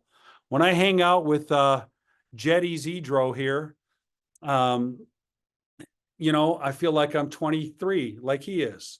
Until I look at my hair and I look at his hair and I look at his physique and my physique, he's in his 20s and I'm 50. I think he's 23. Are you 23? He's 23. I'm 53. But man, I don't know about you. When I hang out with my friends that are in their 70s, I feel like I'm in my 70s. When I hang out with my friends in their 30s, I feel like I'm in my 30s. When I'm playing games with my kids, I feel like I'm a kid again. So your associations really do matter. But I'll tell you, it's shocking to me that here we are in 55 is a short-term goal. It's 2 years away. 2 years from now, I'll be doing this, and these will be my today goals, not my future goals. And I got goals in business. I've got goals for all the businesses I own and all the businesses that I do. Some of the new organizations I'm trying to start up. I'm part of a couple organizations where people network together, and you got to be a multimillionaire to be in the network, and everyone shares not just ideas, but tax concepts and investment ideas. So I want to create a group of people that I enjoy being with, that we sit around a table and all we talk about is creating wealth and making a difference. I've got a minimum now on my real estate deals. If it won't make me $1 million, I'm not doing it. I spent too many times last year. I did great in real estate last year, but I spent weeks and a couple months on a deal that made me a couple $100,000. I'm like, that was a waste of my time. If I could do a deal for a couple $100,000, I could do the same deal for a couple million. It's just another zero in there. And so I've got a floor. If the deal doesn't make me $1 million, I don't do it anymore. I'm just playing at a higher level. Is it comfortable? No way. It's not comfortable. I bought a building last week, of 160,000 square foot building, a $40 million building. Now, I didn't spend 40. It's on sale right now. Office space is at a great sale price right now. If you know what you're doing, which I think I do, I think I got a tremendous deal on it. But I just broke my record of how big of a deal I could do. And so I'm so excited about that. I'm excited about, everywhere that we're going. Personal development. I'm shifting that a little bit for myself and moving it closer forward right now. That's the one thing that I've always put on the back burner. And, I've been in pain this last year. I've had sciatic. You had the sciatic nerve, a little pinch, and it hurts down your whole leg and your back. And I've been limping around. People are like, are you okay? Do you have a bad knee or whatever? And it's not. It's just I'm freaking out of shape, bad. And it's starting to cause me pain. So it's not even like, oh, it's going to shorten my life, which I know it will, but I'm tired of being in pain. So now I got to shift my goals from making millions and just business, and I'm putting my health in front of it all, because health is wealth. So family goals, look, we got vacations to plan out. We got things we want to do. We got kids in school. We have kids we're still trying to get here from Africa that are part of our family that need visas. And so there's expansion there. We do have material goals. That's fun. It's just a way to keep score now. Back in the beginning, it was survival. Now it's just a way to keep score. That's what happens when you end up having money. It's a way of keeping score, and you look for ways to make it serve you and help other people. So it got goals there. And then you look at the hours and the shifting of the hours. So that's literally 2 years out. There's my goals from last year. When you get your 1 year goals, which you're going to get all these forms in an email, these were my goals for last year. And guess what? I had to grade myself. No one else grades you on your life, by the way. Don't ever let anyone else grade you. You grade yourself. But these were my goals for last year, and I had to go through them. And I know there's a few more days left in the year, but what I knocked out, and what I didn't. Some of the categories I got 70% or 80% of my goals accomplished, and some I got 20 and 50%. Overall, with my overall hours, I did about a 66% is what I gave myself, which is a D. So isn't it weird that you could go out and you can make 8 figures in income in business, start a few businesses, invest and do well in a bunch of real estate, have 6 kids, have them all in different schools, 6 kids in different schools, take them all on family vacations, have a charity where you're traveling the world, helping save kids' lives, and you're in Rotary Club. That's my new philanthropy. I love being in my local Rotary Club. I've never done so much for the community before, and the community is doing a lot for me. I love it. But there's a whole nother charity. And I was busy nonstop all year. My family is a busy family. And I got a 66%. I got a D. You know, most people would give themselves such a pat on their back, they would break their arm. They would be bragging about it to everyone they know. Man, I'm the greatest. You ought to buy my course. You ought to come spend money to get my, to get whatever I've got. But I'm not a failure, but 66, if my kids came home with a 66 on their grade, they'd be grounded. That's it. All your devices are being taken away. You're grounded for a 66. So I guess I should ground myself because I got a 66% last year, making 8 figures of income. Isn't that crazy? But that's what happens when you have high standards and you have big goals. I could have been more, so you take all of this, where it came down to?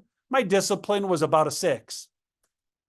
On a scale of 1 to 10, how disciplined was I in my everyday thoughts and actions? 6. Some days a 4. Once in a while, a 7. Never a 10, never a 9, never an 8.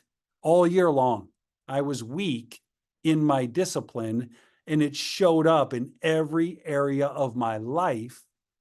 And I'm not going to beat myself up. I still got a smile. I love myself. I'm a child of God. I'm doing great.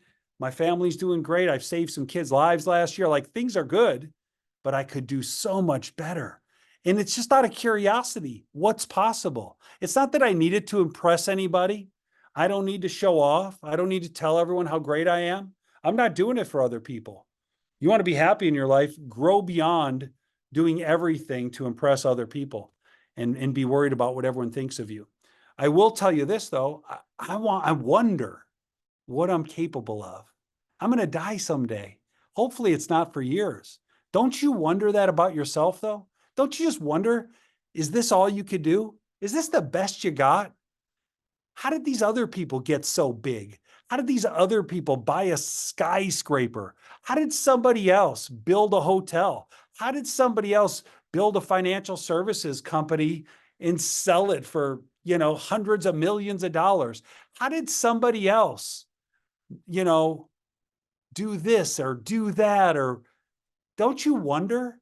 I look at people and I'm like, man, they're awesome. That's incredible. Can I do it?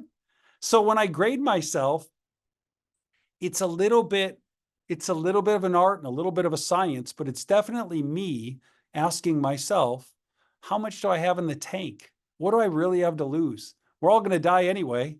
Why not live the biggest life I can?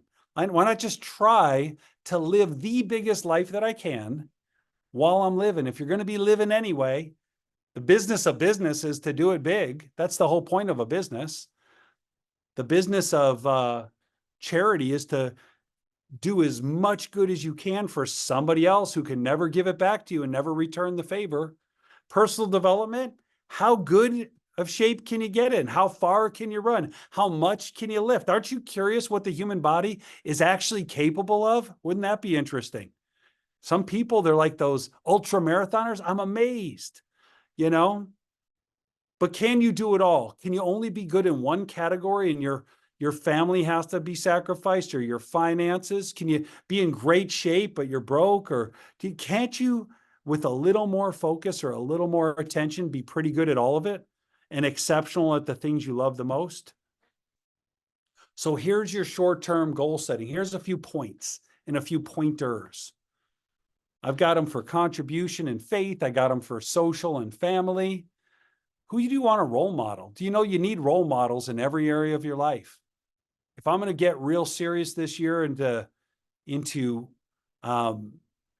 health, fitness, get my mind, body balanced, I've got to scour the internet and find the best people that I could mentor under, whatever it costs. One of the things I don't think about is how much it's going to cost. How much is it going to cost to buy their course, to go to their seminar, to buy the supplements, to learn how to meditate, to do, whatever it takes. That's what it's about. That's what life's about. If you want something, you pay that price willingly and happily. You got to pay that price if you want the results and you want the return. So look, I've got a 30-year career in financial services. If you're watching this and you're part of a financial services company, look, you need goals for next year. How much are you going to do personally? How much are you going to do with your office, your base shop, your team? How about your entire organization? How are you going to contribute to the greater good of the big company, the mothership, the parent company? How much money are you going to make? But more importantly, how much money are your people going to make? At some point, you got to measure yourself by how much success you've perpetrated in others, not just how much you got for yourself. What about attendance at events? Do you go alone or do you bring a crowd? How's your crowd on this call today? Are you on with 3 people, 2 people, yourself, 10 people? I will tell you this, whether you love this class today, which we're down to the last 29 minutes, by the way, and I am going to finish on time. But if you had 10 people on the call, would you have 10 people that are a little more goal-oriented, a little more ready for next year, a little more ready to sacrifice? Are they going to be better business partners, better family members? What's that going to look like because they took this course today? Do you sit here and go, man, I wish so-and-so was here listening to this. I wish so-and-so saw this and heard this. It would make so much of a difference in their life. Are you going to think that at your Wealth Bowl coming up or your kickoff meetings? Are you going to wish you had more people there or are you going to get more people there? You got to think about that as you're moving closer to it. You got to have goals, your personal development goals. What kind of shape you're going to be in? How much weight you're going to lift? How far are you going to run? What are your measurements going to be? What's your A1C? What's your cholesterol? You need to figure this stuff out. Your blood sugar, whatever. You got to ask yourself, what are you going to do this year to make that better? What about your family? Check your relationships.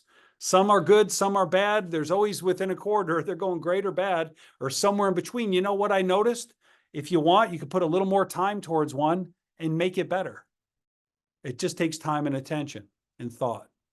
So there you go, your short-term goals, everybody. What do they look like? I'm so excited that you got these short-term goals.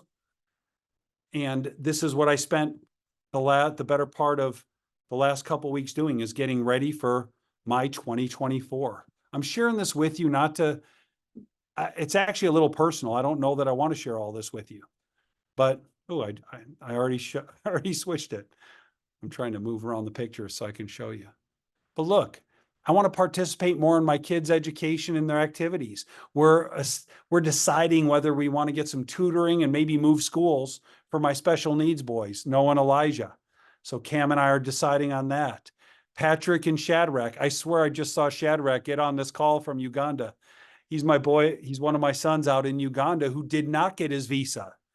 Man, look, you guys, if you're on this call, I have you in my goals this year. We're going to get you your visas and get you to America this year.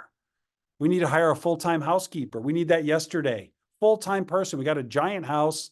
And even though we want our kids to do some chores and stuff like that, we just need help there. I want to reestablish an inner circle of friends, just people that I want to grow old with. I need to keep updating that list. There's always people joining the list and people kind of getting, kicked out of the club. Family vacations. I know we have spring break, summer, Christmas. Where do we want to go? What do we want to do? Figure it out sooner rather than later. But I've got those goals. Personal development. It's second now. So in the category, I've got health equals wealth is my theme for the year. Social and family is first. though, more fun in teaching. Personal development is my priority. Pain-free, great posture, 200 pounds ripped, flexible, muscle balance, discipline, stretch, working out daily, clean eating, portion control, detox quarterly, massage and chiro weekly, get into some yoga and Pilates to help me with my muscle balance. Mind, I got all my Thai friends teaching me how to meditate. So I need to meditate a little bit, get in that clean, peaceful state of mind, lower my stress, live with tons of gratitude and fulfillment, increase my associations, update my inner circle of mentors and my associations. I've got goals for better. I'm going to issue stock here probably in the next 30 days for that company. My whole dream is to give ownership, real ownership to people. I want to have 250,000 referral agents this year. I want to have 2 million unique visitors on a regular basis on the site. Want to take it international. And I want to pay $100 million out to the field in income. My financial services business, 12 mil income, help stretch the vision, let people see a bigger vision in themselves. I want to focus mainly on leading the top leaders. No offense to anyone that's a little smaller or yet to be achieved, but the stuff that I want to teach on, someone's going to need to be accomplished already. So I'm going to try to lead leaders and then have them turn around and lead the masses. I want to focus on trips and conventions to where we can get in a great place, quiet place, and change people's lives. I want to consult with some of the companies I have ownership in. I want to launch Swag, Super Wealth Acceleration Group. And I got a friend, Hopper, who's going to help me with a new book. Contribution in faith, all for one. I need to update the board, fundraise $1 million, create an endowment fund, and partner with donor advised funds. Rotary Club, 3 to 4 trips. I want to donate 10 to 20 grand on a regular basis to them, attend 6 outside charity events other than my own and make a great contribution there, and attend church twice a month in person live. Income goals, look, I don't want to get too much into it, but I got big goals. My financial services business, my other businesses, real estate, everything I do is 7 figures now. I'm at that stage. I used to scrape along trying to make 50 grand, 100 grand. I'm not there anymore. I graduated. I got to have bigger vision and bigger goals. I want to save 12 million bucks after taxes and put that into investments. Real estate, I got a lot of goals, and net worth increase. So this is it. And then I break the year down into where I need to be. That's January 31st. I jumped ahead. Sorry. We jumped a little bit. March 31st, June 30th. They're a little out of order here, but this is where I got to be June 30th to be on track to hit my goals for the year. So I look at those goals for the year and I freak out. Just, this is me warning you. If you dream big dreams, it might be so big it scares you. But when you backwards engineer it and you break it down, these are about 40%. I'm not the vertical 30-70 person. I'm more the 60-40. I'm a steady Eddie. I'm a grinder. I'm consistent. One of my strengths is consistency. So these are about 40%. I need to accomplish about 40% of my goals first half of the year, build momentum so I can get 60% the second half of the year. But where do I have to be March 31st to be on track to hit those goals by June 30th? If I miss these goals, I'm going to miss June 30th. If I miss June 30th, I'm going to play catch up trying to get the end of the year goals hit. And where do I have to be? January 31st. So this is what I got to really focus on. New Year's is around the corner. Man, it's Monday. If I start out Monday hung over, I ate bad, I drank too much alcohol, I partied too hard, guess what? Man, accomplishing what I want to accomplish in January is going to be harder. So I got to really decide, do I want to be low key for New Year's Eve or do I want to be an animal? You know? And by the way, this is not a judgment. I just got to figure out for me what I need. We got a lot of stuff to do. I got people to hire, things to do, events. There's a Wealth Bowl in Florida I got to go to here in a week I'm excited about. And then other big events coming up this year. I got to do a lot of stuff in a lot of businesses, certain amount of income and investments.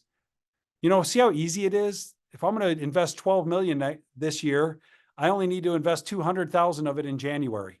So all of a sudden, when you break it down to a bite size, it's not that big of a bite. Now, granted, for some of you, that's still a giant bite. but do you understand what a percentage it is of what the big dream is? When you break it down and break it down and break it out, you might have a goal this year of making 100,000 for the first time. But do you know what you need to make in January to be on track? Maybe an extra $2,000. You might make an extra $2,000 in whatever your endeavor is. And that puts you on track to make 3 the next month, 5 the next month, 7 the next month. And by the end of the year, you hit your $100,000. But it's all about the compounding of your efforts. All right, here we go, everyone. I'm going to turn the corner here. We're in the final lap of this. What's the value of time? You saw at the bottom of all of my sheets, there was time. There was a certain number of hours, and that has to do, you've probably read Think and Grow Rich on page 36, the famous quote, determine exactly what you intend to give in return for your desires. So you write all these goals down, right? You put them all down, you're excited, man, I'm going to be rich, I'm going to be influential, I'm going to be a great philanthropist, boy, I'm going to be a great family woman or a family man, I'm going to leave a legacy. You're all ready, you're all fired up. Now, what do you have to give in exchange for that? There is no such reality as something for nothing. What are you going to give? Well, you're going to give something very precious. That's what you're going to give. You're going to give your time. That's what you're going to give, your time. And when you're in your 20s, I watch my kids, they're playing Fortnite for hours in their bedroom. No big deal, just wasting some time, having a little bit of fun. When you got a lot of time, you have a tendency not to respect it as much as the person who's terminally ill in the hospital and they got 30 days left to live. You look at someone like that and boy, every minute, every day, every conversation is so critical. Well, why do you have to be terminal to start respecting time? Why do you have to have so little of it left before you appreciate it? If you could get the appreciation for it earlier in life, like now, imagine how much it can do for you the rest of your life. So how much time do you waste? Let's talk about this. This is fun. If time equals life, if you waste time, you're wasting life. Do you understand that? Like, so someone says, I'm just blowing some time. No, you're blowing your life. Time is so crucial, everybody. If you sleep 1 less hour a day, let's just say you're an 8-hour-a-day sleeper and you sleep 1 less. Forget about the health issues. We're not going to go into that right now. But if you slept 1 hour less a day, you get an extra 365 hours a year by sleeping 1 less hour. You could pick up 365 hours. Well, if you sleep 8 and you're awake 16, so one of your awake days is 16 hours, you actually pick up 22 days a year by sleeping 1 hour less. 22 days to accomplish more of those dreams and goals. Imagine this. That means you pick up an extra year every 16 years. And if you're going to live to 100, you pick up about an extra 6 years. We just found 6 more years for you to accomplish your dreams and goals. And it is all in the math. It's in the wasting less time. That's what it really comes down to. If you want to realize the value of a year, man, ask a student who failed a grade how important 1 year is. Now, all of a sudden, you're the big kid in class. You're the old kid in class, whatever the case might be. 1 year is pretty crucial when you're with your classmates growing in school. Realize the value of a month. Ask a mother who gave birth to a premature baby how much 1 more month in the oven would have meant. You know, it makes a big difference when you're talking about brain development and you're talking about a baby in the womb. Realize the value of a week. Ask an editor of a weekly magazine or newspaper. Their whole entire career is from week to week. Realize the value of an hour. Ask those lovers who are waiting to see each other. That hour goes by so slow. To realize the value of a minute, ask someone who just missed the train. Man, they were running up to the platform and it pulled out. 1 minute. To realize the value of a second, ask a person who just avoided an accident how important 1 second is. And to realize the value of a millisecond, ask the person who won a silver medal in the Olympics instead of the gold. You see all those races that they do that come down to the 1,000th of a second? You can't believe it, that the measuring is so tight. But that's what it comes down to. That's the value of time. But I will tell you, your value of your time is all that matters. How much do you value you? How much do you value your time? In what you're doing right now, does it express how much you value your own self and your own time? Or does it not? These are the questions that you got to ask yourself. So when I set my goals out, and I was young and single. I started writing my goals. I was not married, no kids. It didn't matter how much I worked. I realized that if you sleep 7 hours a night, you have 119 awake hours. And guess what? For my first few years in business, I saw it as an opportunity to get wealthy. I saw it as an opportunity to change my life forever. I saw it as an opportunity to fund all my accounts that were going to plug into the Rule 72 and compound the rest of my life, take care of me the whole rest of my life. I bought the dream. I was sold the dream and I bought it, hook, line, and sinker. And so I put in all the hours. People always ask me, Jeff, when you started, how many hours did you put in a week? All of them. If I was awake, I was working because it was my chance. Now, guess what? If I started anything right now, I couldn't do that. I've got kids, a spouse. I got a lot going on. I've got obligations that go beyond it. But I didn't want to do it forever. I had a plan. I said, I'm going to work real hard right now and get underpaid so that later I could work real little and get extremely overpaid. And you know what? 1995, I had a full-time job working 40, 50 hours a week, and I had a full-time business. Every night I got off of work, I went and worked in my financial services business, and all weekend long, every weekend I worked on it. How many hours a week was I working? All of them. How much did I make that year? 40 grand extra from my business. I traded every weekend and every evening in 1995 for an extra 40 grand. I wouldn't do that now. I won't even do a real estate deal anymore if it's not $1 million. But do you understand that's where I came from? I had a dream and a goal that when I got older, like about now, I wouldn't work over 40 hours a week. And guess what? I'm down to about 40 hours a week for an 8-figure income. Now I'm extremely overpaid. I was extremely underpaid, but for a purpose, because someday I was going to be extremely overpaid. And when I get up into the hundreds of millions and maybe billions, I'm going to be even more extremely overpaid.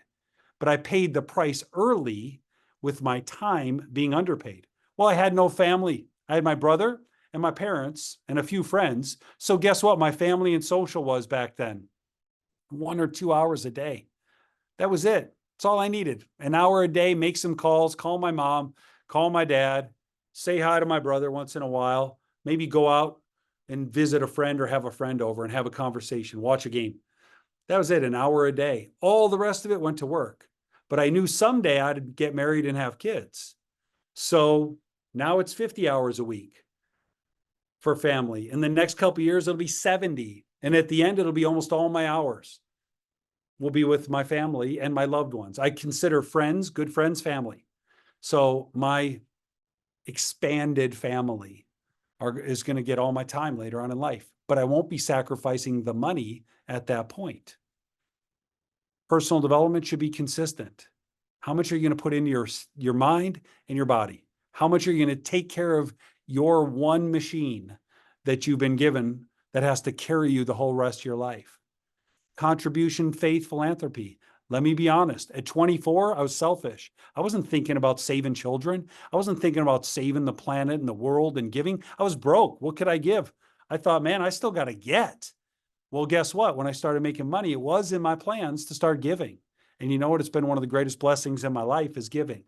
So all these things, those categories, you got to plan out even now, not how much you're going to get, but how much you're going to give and how that's going to shift over time and why it's going to shift over time.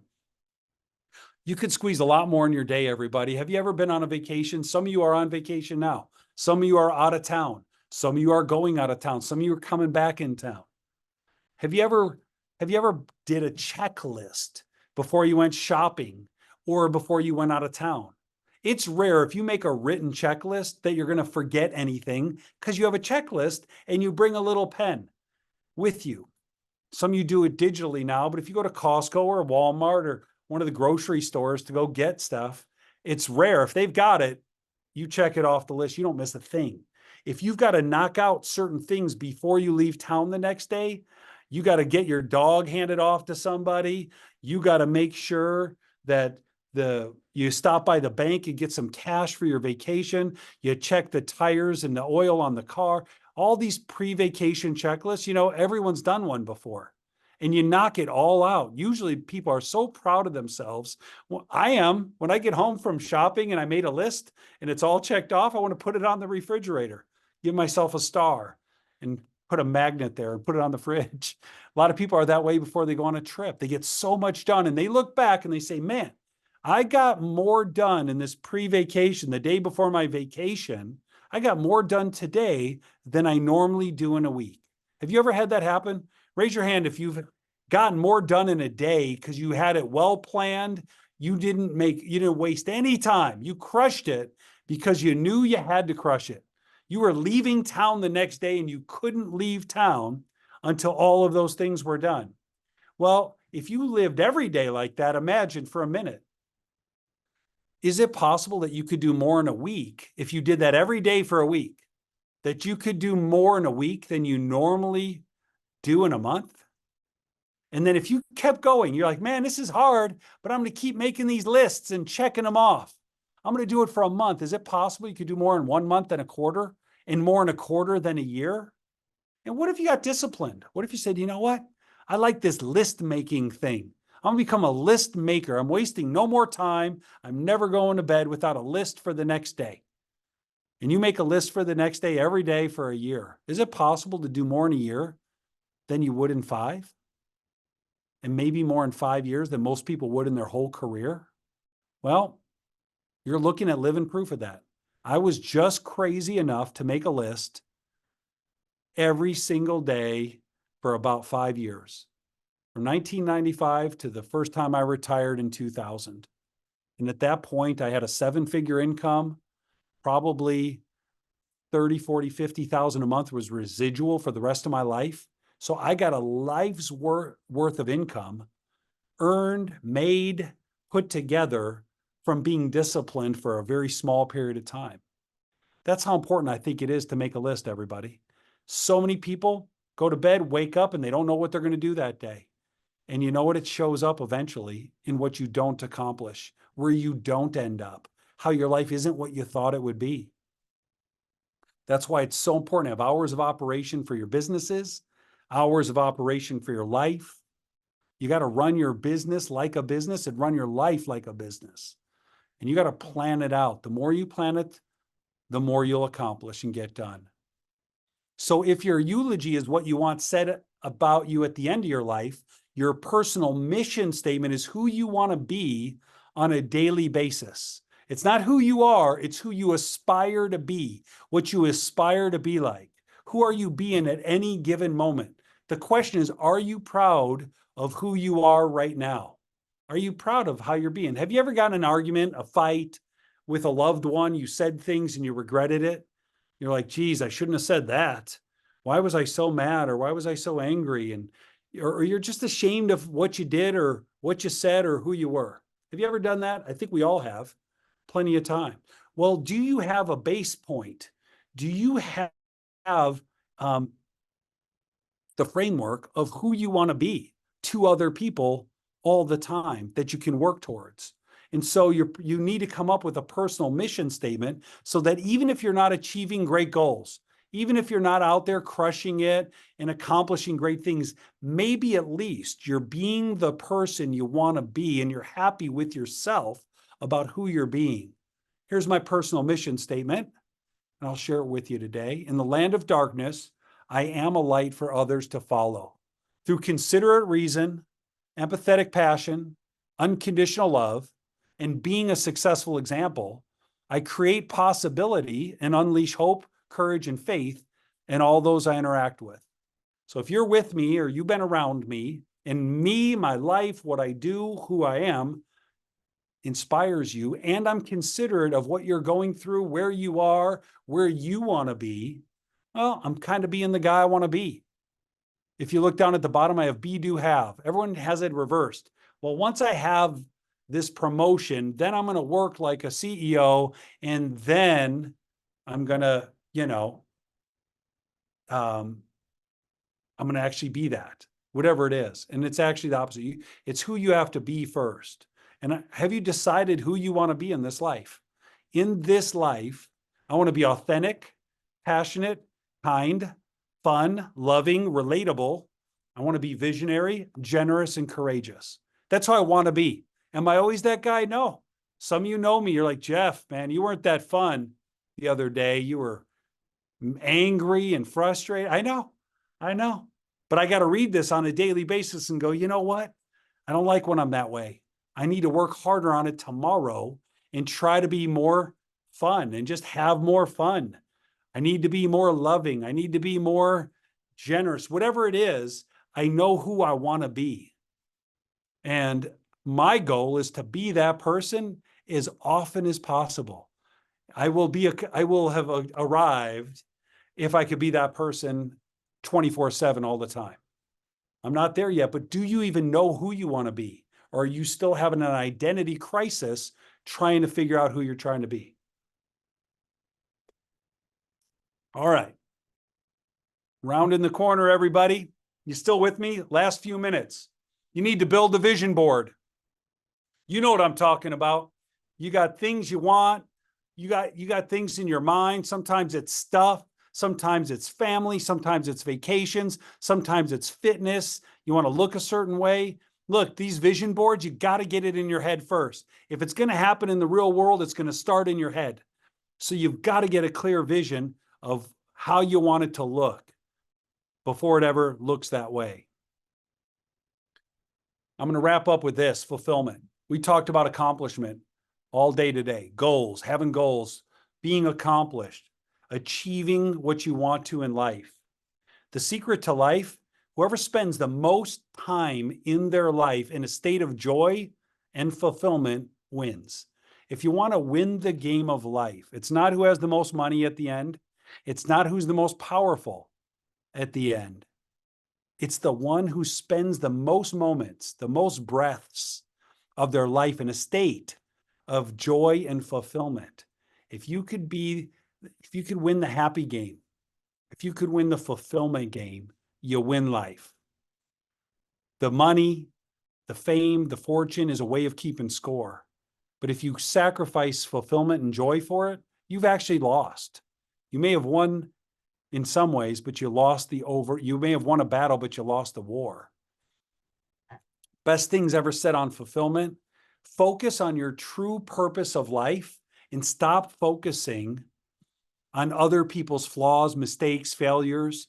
The fulfillment of your positive purpose on earth truly needs your undivided attention. Any amount of time you're spending on someone else, unless it's your kids, I understand. But a lot of people are spending all their time. Social media is the biggest cause of this, where you're spending so much of your precious life comparing yourself to everybody else. And I would tell you, you need to focus on your purpose in your one God-given life. That was from Edmund Bayek. Success without fulfillment is the ultimate failure. Tony Robbins. He shifted from achievement, the art of achievement, to fulfillment, or the science of achievement to the art of fulfillment. Doing what you like is freedom. Liking what you do is happiness. Listen to that again. Doing what you like is freedom. Liking what you do is happiness. True fulfillment comes from helping others. I found that out early. Thank God, in my late 20s, I started to realize how much joy and fulfillment I personally got from giving and helping other people than from getting. True success, true happiness lies in freedom and fulfillment. Happiness is a state of inner fulfillment. This is the fulfillment conversation, everybody. It's not in the pursuit of happiness we find fulfillment. It's in the happiness of pursuit. I love that one. So listen, it's not in the pursuit of happiness. It's in the happiness of pursuit. You should be excited when you get up if you have the right goals. If you're passionately going after something that you want and something you want to do, be, and have, man, just the journey is the destination. The journey should be fulfilling as the accomplishment. You'll never grow to your fullest potential and you plant seeds of love, fulfillment, hope, and success. Nature can only return to you what you plant. So make sure you plant those seeds. Keep in mind that you'll have true happiness, true fulfillment, not living to get, but living to give. Joel Osteen. Life's what you make of it. Find your own path to fulfillment.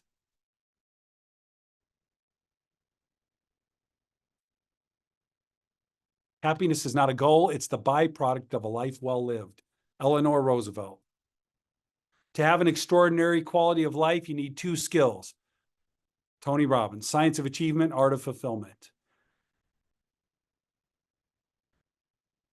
Last but not least, some of you are overwhelmed right now. Don't be shy. Raise your hand if you're overwhelmed.